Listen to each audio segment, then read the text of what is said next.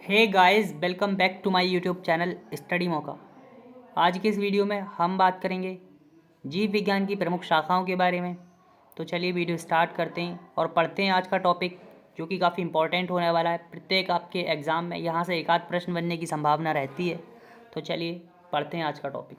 सबसे पहला जो क्वेश्चन है वो है आपका, मधुमक्खी का पालन किसके अंतर्गत किया जाता है, या मधुमक्खी पालन का अध्ययन क्या कहलाता है।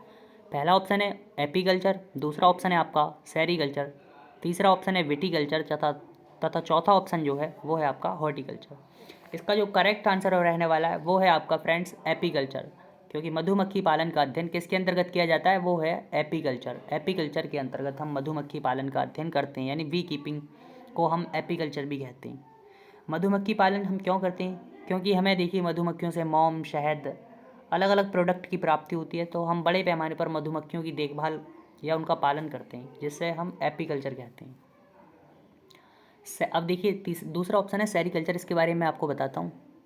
सेरीकल्चर जो है वो है आपका, देखिए एक प्रकार से रेशम के उत्पादन से संबंधित है।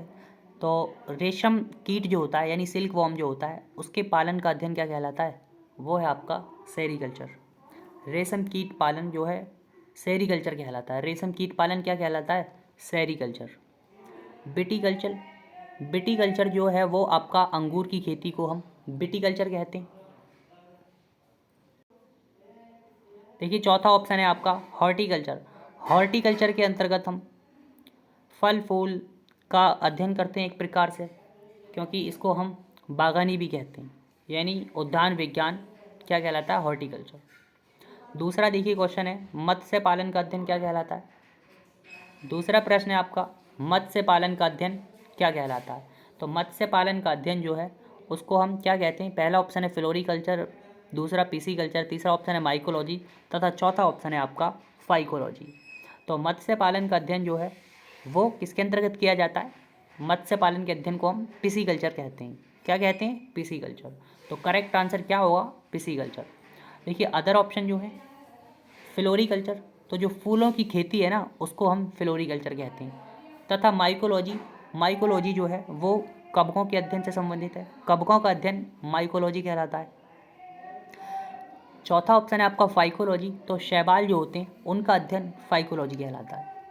देखिए तीसरा प्रश्न है फ्रेंड्स, फलों का अध्ययन क्या कहलाता है। तो फलों के अध्ययन को हम क्या कहते हैं, फलों के अध्ययन को क्या कहते हैं। पहला ऑप्शन है आपका एंथोलॉजी, दूसरा ऑप्शन है पोमोलॉजी, तीसरा ऑप्शन है आपका इक्थियोलॉजी तथा चौथा ऑप्शन है आपका ऑर्निथोलॉजी।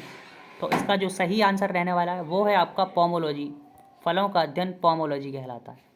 तथा बात करें अगर हम अदर ऑप्शन की, तो एंथोलॉजी जो है वो आपके कीटों के अध्ययन से संबंधित है। एंथोलॉजी सॉरी फ्रेंड्स, ये पुष्पों के अध्ययन से संबंधित है।